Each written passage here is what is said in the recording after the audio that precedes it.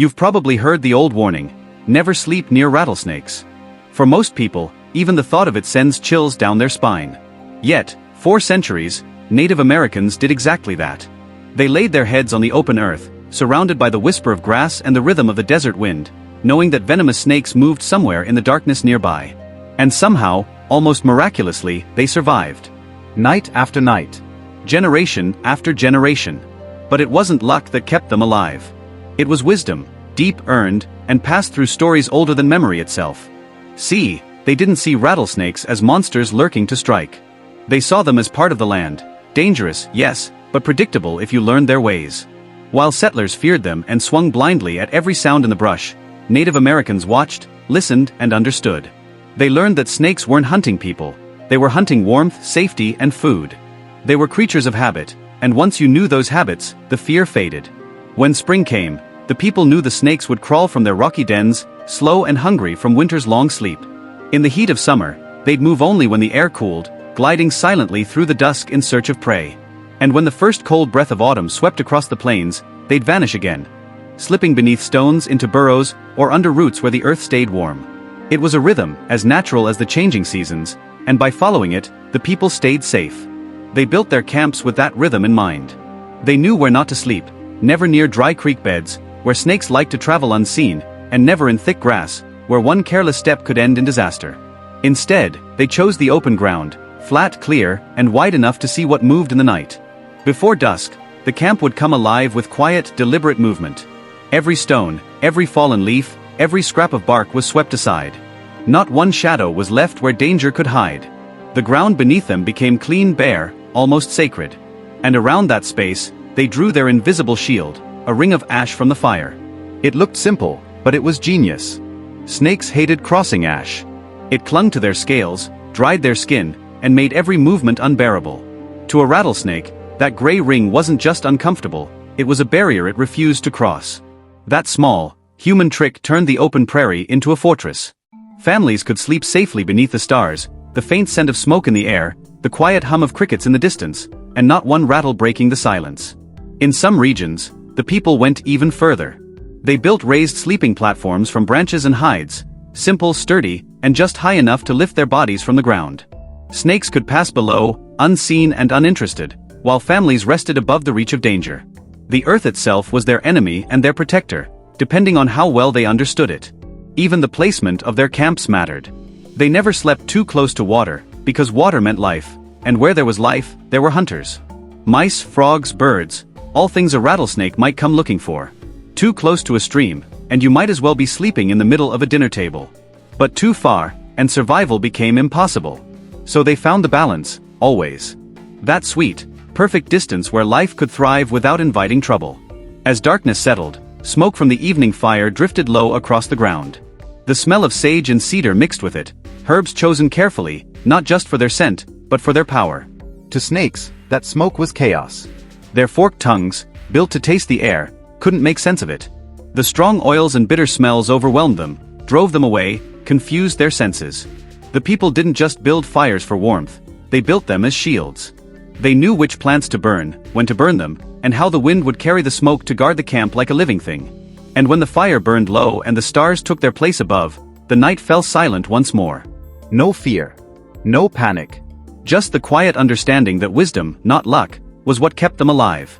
Before we dive deeper, tell me, where are you listening from right now? I love seeing how far these stories travel. And if you enjoy learning how native wisdom shapes survival, make sure to subscribe, there's a lot more waiting for you. When the land turned silent and the air cooled, tribes knew the snakes would start to stir. The nights on the plains weren't just dark, they were alive with quiet movement. Every rustle in the grass could mean the wind, or something far less forgiving. But instead of living in fear, Native Americans learned to share the night. They didn't conquer the wild. They understood it. Long before modern science could explain it, tribes discovered that snakes are creatures of temperature, rhythm, and habit. They follow heat the way rivers follow valleys. And by learning those rhythms, humans learned to live untouched beside them. Around campfires, elders told stories of the first hunters who watched rattlesnakes coil on sun-baked stones and noticed how they always disappeared when shadows grew long. They realized the snakes weren't hunting, they were escaping the chill. This knowledge shaped everything about how people moved, rested, and slept. Camps weren't chosen at random. They were placed high on dry ground where evening cold sank into the valleys below. Snakes hated the drop in temperature, so they stayed low, searching for warmth among rocks or burrows. Sleeping above the cold air currents wasn't just more comfortable, it meant safety. A few feet higher could mean the difference between peace and poison. Every campsite became a small fortress built on wisdom. Before nightfall, the ground was cleared with patience. Dry grass, leaves, and stones were gathered away until the earth lay bare and smooth. It wasn't about cleanliness. It was about removing every hiding place a snake could call home. A single forgotten branch could mean an unexpected guest by morning. The task was serious, quiet, methodical, repeated every night like prayer. Ash from the previous fire circled the sleeping area, a soft gray ring under the stars. It didn't look like much, just a border of dust. But to a snake, that rough powder was like a burning road. Its scales couldn't glide across it comfortably. The smallest movement scraped, irritated, and sent the animal searching for easier ground. The ash ring was an invisible fence, silent but powerful. As twilight deepened, the scent of burning sage or cedar filled the air. The smoke coiled upward, twisting between the poles of the shelter. To humans it smelled sweet and clean, but to snakes it was unbearable. Their tongues, so finely tuned to the faintest scent, couldn't make sense of the heavy, bitter smoke. The night became confusing to them, a landscape that no longer spoke their language. And confusion meant retreat. Every fire was tended carefully, not for light, but for warmth. The glow pushed back the cold that drew snakes closer. The trick was balance. Too much fire, and the warmth would attract them. Too little, and the chill would bring them searching. The right fire burned steady, breathing with the night, never too fierce, never dying away. Families slept close together, not just for comfort, but for awareness. The body heat of many people created warmth that pulsed softly through the ground, enough to keep the air comfortable, but not so much that it shouted to passing snakes. One person would stay half awake, listening to the wind, to the subtle sounds that told stories in the dark. A single rustle could wake them all. Dogs lay along the camp's edge, their ears twitching to every sound. They didn't bark without reason. They didn't chase. They simply listened, and when something moved where it shouldn't, a low growl rolled through the night, enough to warn both the family and the intruder. It wasn't superstition that kept people safe. It was attention, an ancient science built on patience, memory, and respect. Each movement, each choice, each small act of preparation was part of a quiet promise. The wild doesn't owe you safety, but it will give it to those who understand its rhythm. By midnight, the fire had settled into a steady heartbeat, quiet pulsing light that painted every face in flickering amber. The dogs had stopped shifting. The air was heavy with cedar smoke, the faint crackle of embers, and the slow breathing of people who had mastered the art of sleeping inside danger. To anyone else, the silence of the plains would have been unbearable. Out here, quiet wasn't peace, it was a warning. Every sound mattered. The soft hiss of wind through tall grass. The tiny scrape of something gliding across loose dirt. These were sounds that could mean nothing, or everything. That's why no one in camp ever truly slept the way we think of sleep. It was more like resting with one ear open, one part of the mind always listening. Generations of practice had taught their bodies how to drift in and out of awareness, ready to wake instantly if the night changed tone. The rustle of a mouse, they'd learned to ignore. But a slower, heavier sound, that meant movement with intent. The training started early. Children grew up learning to tell the difference between wind, bird, and snake before they could even throw a stone. Elders would scatter dry leaves around camp and have them listen, teaching them how a rattlesnake sounded when its belly brushed across earth, how it paused, turned, and slithered away. That education wasn't written in books. It was lived every night, under an open sky where mistakes had consequences. No sudden movements, no panic. That was the rule everyone knew. If a snake came close, and sometimes it did, the worst thing you could do was startle it. Fear was fuel for mistakes. Instead, they practiced calm like a craft. A slow breath, a still body, a hand inching toward the long stick always placed within reach. The snake stick, as some called it, wasn't for fighting. It was for persuasion, a gentle nudge, a quiet redirection, a way to remind the visitor that it was not welcome without turning the moment into violence. Most of the time, that was all it took. A snake, feeling the vibration, sensing the warmth of the fire nearby, would simply turn away and vanish into the grass. They didn't want confrontation. They wanted safety, warmth, and distance, the same things the humans wanted. Out there, under that vast stretch of stars, two species shared the same goal: to survive the night without conflict. If you're still here, that means you're one of the curious ones. Drop a like to keep these stories alive, It really helps more people discover the history most have forgotten. But there were moments when even preparation wasn't enough. Sometimes a snake found its way too close, under bedding beside a fire ring, near the edge of a sleeping mat. That's when experience meant everything. The reaction had to be silent and exact. Adults would move slowly, signaling with a hand gesture, waking others without a word. Someone would shift the fire slightly or scatter fresh ash. The subtle vibrations were enough to make the snake move. What looked effortless was really years of instinct layered over discipline. When the danger passed, no one celebrated or laughed. They simply returned to rest, as if nothing had happened. Because to them, it hadn't been a miracle, it was just another night of doing what humans had done forever, listening to the world instead of fighting it. By dawn, the prairie light turned silver, stretching over the horizon like a quiet promise. The first warmth of day touched the ground, and the snakes, wherever they had hidden through the cold, began to stir again. But by then, the camp was already alive. Fires reignited, smoke curled into the morning air, and the people began their daily rhythm, calm and unshaken. To outsiders, it might have looked like luck. To them, it was the result of generations of knowledge, observation, and respect for the natural order.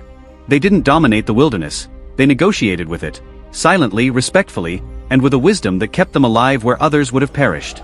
The night would come again, of course, and with it, the unseen movements of the grass.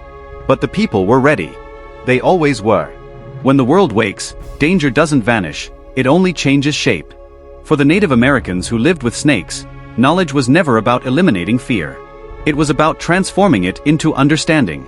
They didn't treat snake encounters as accidents. They treated them as conversations with nature that had rules, patterns, and consequences. Because even with all the smoke, ash, and careful sleeping habits, sometimes a bite still happened. A single mistake, a misplaced hand, a snake caught by surprise, could turn an ordinary morning into a fight for survival. But even then, panic never entered the equation.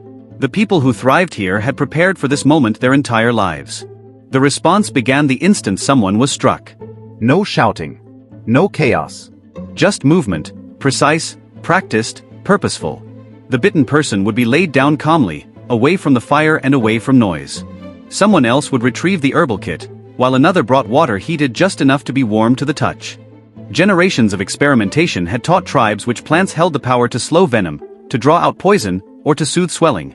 Rattlesnake master, a wild herb known for its tough leaves, earned its name for a reason. Ground into a paste and pressed against the wound, it worked to pull venom toward the surface. Other tribes used plantain, yarrow, and even pulverized charcoal from their own fire pits. It wasn't modern medicine, but it was the product of thousands of years of observation, and often it worked. Binding the wound required delicate balance. Too loose, and the venom spread quickly through the bloodstream. Too tight, and the tissue died from lack of circulation. Skilled hands wrapped sinew or soft hide just firmly enough to slow the poison's progress without cutting off life itself. They didn't call it a tourniquet. They called it patience, because it demanded time, stillness, and faith in what they'd been taught. Treatment was never a solo act. Every person in the camp had a role. Someone fed the fire to keep warmth steady. Someone gathered fresh water. Someone kept children away from the area, calming them with quiet songs. This was more than first aid. It was ceremony, a moment when community became medicine. And here's what most people today don't realize: surviving snake country wasn't just about knowing what to do after a bite. It was about never forgetting what snakes represented. In many native traditions, snakes weren't symbols of evil. They were symbols of transformation. Creatures that shed their skin, that lived between worlds, between danger and renewal. Killing them without reason was considered reckless, even disrespectful. Because in a landscape this wild, disrespect often came back as consequence. So the people learned balance. When snakes crossed their path, they offered space, not violence. When they camped, they burned herbs, not out of superstition, but as a language of scent and smoke, a message the snakes understood. When someone was bitten, they didn't curse nature. They listened to what it was teaching them. These stories survived through generations, and now you're part of keeping them alive. Hit subscribe, leave a comment, and tell me which native wisdom surprised you most. Over centuries, this knowledge became invisible, carried not in books or symbols, but in movement, in instinct, in how a mother cleared the ground before laying her child to sleep, or how a man paused before stepping into tall grass. That awareness was their true protection. By the time the stars returned and the plains cooled again, the camp would be ready once more. Fires ringed in ash. Herbs smoldering in slow, fragrant trails. Dogs stationed quietly along the edges of the night. People curled beneath their hides, their breathing steady, their senses tuned to the rhythm of the earth. Rattlesnakes still moved somewhere out there, sliding silently through the darkness, their scales whispering against dry soil. But in those camps, there was no fear, only understanding. A kind of unspoken agreement between two survivors sharing the same land under the same sky. Because the truth was never about defeating the wilderness. It was about belonging to it. The snakes, the people, the wind, the fire, all of them parts of one living, breathing world that had found its own kind of peace. And as dawn crept once again over the horizon, the camp would rise, stretch, and move forward, leaving behind nothing but footprints, a thin curl of smoke, and a silent promise whispered into the wind. Respect nature, and it will respect you back.